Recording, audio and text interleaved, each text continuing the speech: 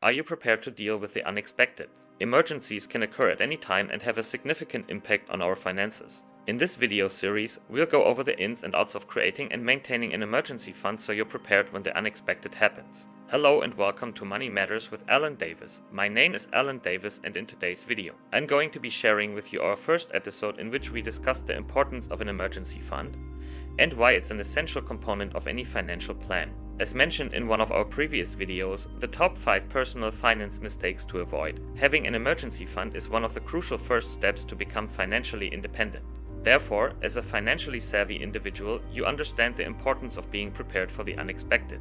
That's where an emergency fund comes in. An emergency fund is a designated savings account specifically for unforeseen expenses or emergencies that may arise. It serves as a safety net, protecting you and your loved ones from financial hardship in the face of unforeseen events, such as a natural disaster, a sudden illness, or a job loss. But the benefits of an emergency fund don't stop there. Having an emergency fund in place gives you a financial cushion to weather the storm, allowing you to focus on getting well, finding a new job, or repairing your home without the added stress of worrying about how you're going to pay your bills. It's a simple yet powerful way to safeguard yourself and your loved ones from financial hardship. So, without further ado, let's dive into the nuts and bolts of setting up and maintaining an emergency fund. Determine how much you need to save. Determining how much you need to save for an emergency fund is critical to ensuring that you have enough money to weather any unexpected financial storms that may arise. Aim for 3 to 6 months worth of living expenses as a general rule of thumb. This may appear to be a lot, but it's important to have a buffer in case of a long-term emergency. There are a few key factors to consider when calculating your emergency fund goal. First, consider your income. What is your monthly income and how much do you need to live comfortably? Consider your expenses next.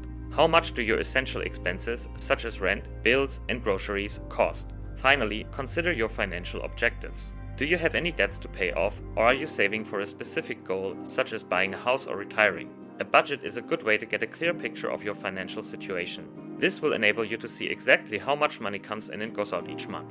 Once you've established a budget, you can identify your essential expenses and estimate their costs for the next 3 to 6 months. You can then adjust your emergency fund goal based on your unique needs and circumstances. Remember that your emergency fund exists to protect you and your loved ones in the event of an unexpected expense or an emergency. As a result, it's critical to set a realistic and attainable goal that will provide you with the peace of mind you need to face whatever comes your way. Set up a separate savings account. Now that you've determined how much you'll need to save for an emergency fund, it's time to open a separate savings account for this purpose. Why, you may wonder, should you keep your emergency fund separate from your regular savings? For starters, it makes tracking and monitoring your progress easier.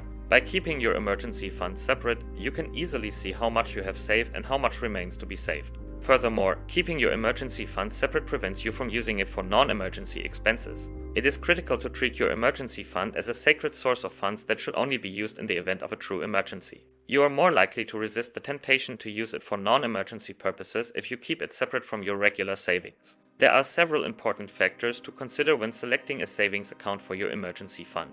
To begin, look for a high-yielding account with low fees, as this will allow your money to grow faster and save you money in the long run. You should also consider the convenience of online banking and mobile app access. In an emergency, the ability to manage your emergency fund from your phone can be extremely useful. Keep these considerations in mind as you look for the best savings account for your specific needs. By setting up a separate savings account specifically for your emergency fund, you are taking an important step in protecting yourself and your loved ones from financial hardship. So, don't wait, start building your emergency fund today. Conclusion. In conclusion, setting up an emergency fund is the first step in being prepared for the unexpected. Not only does it serve as a financial safety net for unforeseen expenses and emergencies, but it also provides peace of mind and the ability to focus on what truly matters during difficult times. We hope that this first episode in our series has given you a clear understanding of the importance of an emergency fund and the steps you need to take to set one up. Please note that the information and content in this video is for informational and educational purposes only and is not intended as financial advice. I am not a financial advisor and the opinions expressed in this video are my own. Please consult with a financial professional before making any financial decisions. Thanks for watching our first episode in our emergency fund series. We hope you found these tips helpful. If you liked this video, don't forget to give it a thumbs up, subscribe and let us know in the comments what you'd like to see in the future. Thanks again for watching. Don't forget to tune in for next episode where we'll delve deeper into the specifics of maintaining your emergency fund and making sure it stays fully funded. Take control of your finances and start building your emergency fund today. So go ahead and subscribe to our channel so you don't miss out.